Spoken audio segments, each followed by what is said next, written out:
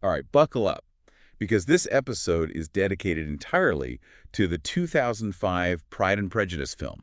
You know, the one with Keira Knightley. Oh, a classic. And you guys have sent in so much great stuff about it. Articles, behind-the-scenes info, all kinds of goodies. Sounds like fun. I always love getting into the nitty-gritty of how these adaptations come together. Me too. I mean, Pride and Prejudice, the book, it's such a beloved story. Absolutely a timeless classic. So to see it brought to life on screen like that, it's just fascinating to me. All the choices they had to make, you know, what to keep, what to change. Right, it's never a simple translation. You have to condense so much story into a couple of hours. Exactly. So today, let's unpack all that. The behind-the-scenes stuff, the decisions, the whole shebang. How did they create their vision of Pride and Prejudice, you know? I am game. Where should we start? Well, first things first. We've got Deborah Mulgett. She's the screenwriter, and she actually wanted to stick pretty close to the book, even keep a lot of the original dialogue. Really? I didn't know that. Yeah. But then comes Joe Wright, the director, and he's got different ideas. Uh-huh. So that's where things get interesting. Totally. He's all about exploring the family dynamics in a fresh way, even adding scenes from the male perspective, which you don't always see in Austen adaptations. That's a bold move. I wonder how that went over with the Austen purists out there. Oh, I'm sure there were opinions. Yeah. But, you know, it got people talking, right? And thinking about the story in new ways. True enough. Sometimes a little shakeup is good, especially with a story we think we know so well. And just think about Darcy's first proposal. In the book, it happens inside, kind of a plain setting. Yeah, not very exciting, visually speaking. But Wright takes it outside. Boom, rainstorm, dramatic scenery, totally changes the vibe. Now that's cinematic, but I guess it does add a layer of, I don't know, maybe melodrama that wasn't there in the original. Exactly. So was that Wright's interpretation, or was he trying to stay true to some hidden emotion in the book? It makes you think, doesn't it? It does. Okay, but shifting gears a bit. Casting. Can we talk about casting? Oh, yeah, that must have been a whole other challenge. Mr. Darcy, especially. Everyone pictures Colin Firth from the 1995 version. Big shoes to fill. I mean, iconic, right? How do you even find someone who can live up to that? Right. And would you believe Wright didn't initially see Keira Knightley as Elizabeth? Seriously. She is Elizabeth Bennet in my mind. Mine too. But apparently what won him over was her tomboyish personality. He thought it added a layer of authenticity to Elizabeth. And get this, she had this super short haircut during filming from another movie she was working on. No way. I never would have noticed. Talk about commitment, right? Seriously. But, you know, as much as I love the casting, what always gets me about this film is the look of it. Oh, it's stunning visually. But not just beautiful. It feels so real, so authentic, not all polished and perfect like some period pieces. Seriously, it's got this muddy hems aesthetic, remember? Right. They wanted to show that even the wealthy weren't always pristine. Totally. Like Elizabeth's dresses. Hmm. Not always spotless, you know. Hmm. And the Bennett house itself. Yes.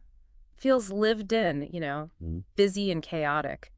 A stark contrast to the elegance of Pemberley, Darcy's place. Right, you really see the economic divide in the details. The environments, it's brilliant. And the costumes. Oh, don't even get me started on the costumes.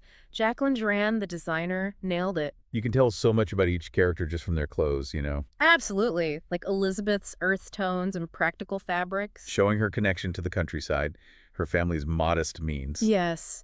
And the older generation of Bennets, Mrs. Bennet especially, clinging to those traditional styles. Like a fading sense of gentility. And then Sweet Jane, so elegant and simple, it's all so intentional. Even Mr. Darcy's clothes change throughout the film, did you notice? Really? How so? He starts out stiff and formal, reflecting his personality and status. But as he falls for Elizabeth... His clothes loosen up. He's letting his guard down, right? Exactly. Symbolizing his inner transformation. Such a cool detail. It's incredible how much thought goes into everything. Even the music. Oh, Dario Marianelli's score is just perfect. So evocative of the period, but also so modern. Not stuffy at all, like some period soundtracks can be. I know, right? And did you know he drew inspiration from early Beethoven sonatas? Really? Yeah! It's a clever way to give it that period feel without being too traditional. That's fascinating. Okay, but let's be real for a second. We're talking about a dense, complex novel. How do you even fit that into a 2-hour film? Right. Some things had to be cut, for sure, especially compared to that longer 1995 version. Yeah, the miniseries. A lot of people consider that one the definitive adaptation. Yeah, but even so, this film had to streamline things, condense some events. Like Lydia's elopement, right? Exactly. They really trimmed down that whole storyline. Do you think that was the right call? I mean, did it lose some of its impact? It's tricky. On one hand, it keeps the focus tight on Elizabeth and Darcy, which is the heart of it all. True, but some of that social commentary that Austen's so good at, it does get lost a little. Yeah, it's a trade-off for sure. And then there's that ending. Oh, you mean the big kiss they added for the North American release? It's the one that wasn't in the book. Yeah, that one. Definitely a departure from Austen's more subtle style. I know. Do you think it worked? Or did it feel out of place? It sparked a lot of debate. Some say it's too modern, too Hollywood. Others love the visual confirmation of their love. I get both sides, honestly. It's beautifully shot, the chemistry's there, but it is a big change. It definitely adds a whole new layer of interpretation, that's for sure. No doubt. But even with those changes, I think the film still manages to capture the spirit of Pride and Prejudice, don't you? I agree. The themes of romanticism, realism, they're all there. Visually and in how they portray the characters, relationships, societal expectations, self-discovery, it's all there. Austen's brilliance shines through. Totally. And it still feels relevant to audiences today. But speaking of characters, let's talk about Elizabeth herself. Oh yeah, how does Keira Knightley stack up against all the other Elizabeths out there? That's a big question, right? Maybe one for our next segment. So we're back. And before the break, you heard us talking about how this Pride and Prejudice adaptation took some creative liberties, right? Right. Especially when it comes to the Bennett family. I feel like they really highlighted that whole dynamic. Yeah, for sure. I mean, take Mr. Bennett, for example. Yeah, Mr. Bennett, he's often seen as like detached in the book, almost cynical. A bit aloof, definitely. But in the film, he feels way more sympathetic. Oh, I totally agree. He comes across as this loving father, even if he's not always great at showing it. Right, like those quiet moments with Elizabeth, sharing a look or a joke. Yeah, the subtle interactions, they add so much depth to him emotionally. It's like they're letting you in on a secret, just between the two of them. Exactly. Yeah. And Mrs. Bennett, even she gets a more nuanced treatment. Yeah, she's easy to write off as just silly and overbearing. Right, the stereotypical pushy mom. But you can really sense her desperation, to get her daughters married well. I mean, it was a different time, right? A woman's options were pretty limited. Totally. So yeah, she's flawed, for sure. Yeah. But the film lets you understand her anxiety, her love for her daughters. It humanizes her. Like, you might not always like her methods, but you get where she's coming from. Absolutely. It's like they reimagined the whole Bennett family, made them more relatable. More complex, too. They're not just these stock characters anymore. They each have layers. And that really impacts Elizabeth's journey, right? You see how she's shaped by her family. Totally. But she also stands apart from them in so many ways. She's so independent, so quick-witted, and not afraid to go against the grain, even within her own family. Exactly. Okay, but speaking of Elizabeth, we have to talk about Keira Knightley. Yeah, how does she do? As the Elizabeth Bennet, I mean, it's a tough role to play, right? So iconic. And she totally nails it, I think. She's intelligent, witty, and you see that independent spirit. Yeah, but she also shows those vulnerable moments, the self-doubt. She's not afraid to let Elizabeth be flawed. That's what makes her so relatable. Yeah. Nobody's perfect, right? And Elizabeth definitely isn't. And Keira brings a certain, I don't know, modernity to the role. Like she feels like a woman of today, even though it's a period piece. Exactly. It's a fine line to walk, but she pulls it off beautifully. And don't forget, the film is mainly from Elizabeth's perspective. Right, we see everything through her eyes. So Keira's performance is carrying a lot of weight. We're experiencing her joys, her frustrations, all of it. And her evolving understanding of Darcy, of course. Exactly. That's the whole arc of the story, really. But it's interesting, in the book, we get glimpses into other characters' thoughts. Especially Darcy, right? You get his side of things more. But in the film, it's strictly Elizabeth's world. How do you think that changes things? Focusing solely on Elizabeth's perspective, I mean. Well, it makes us feel closer to her, more invested in her journey. Like we're right there with her, going through everything. But it also means the other characters can feel a little, I don't know, distant. Even Darcy, right? Especially him, because we're only seeing him through Elizabeth's often misguided eyes, so to speak. So it's both revealing and limiting at the same time. You're always trying to figure out what's really going on with everyone else. Like a puzzle you have to piece together. And speaking of figuring things out, I noticed the film Elizabeth is kind of more isolated from her family than the book Oh, Elizabeth. yeah. How so? Well, in the novel, she confides in Jane, her sister, all the time. Right. They have that special bond. But the film, it downplays those moments. Hmm. That's true. Why do you think they did that? Maybe to emphasize Elizabeth's independence, Like she's forging her own path, even if it's lonely. That makes sense. So she's dealing with all this stuff, love, society, family drama. And she's doing it largely on her own. Man, that's tough. Right. But it also makes those few moments of genuine connection, especially with Darcy, all the more powerful. Because they're hard won, right? They've had to overcome so much to get there. Yeah, exactly. It's like their love is this delicate dance, slowly figuring each other out, overcoming all those obstacles. And those obstacles are mainly her own misjudgments of him. Right. Right. She lets those first impressions, those prejudices, totally cloud her judgment. Yeah, and that brings us to something interesting. You know that line in the book, "Till this moment, I never knew myself." Oh, yeah, I remember that one. It's a big turning point for Elizabeth when she realizes she's been wrong about Darcy. A real moment of self-awareness. But it's not in the film at all. That's true. It is missing. I wonder why they cut it.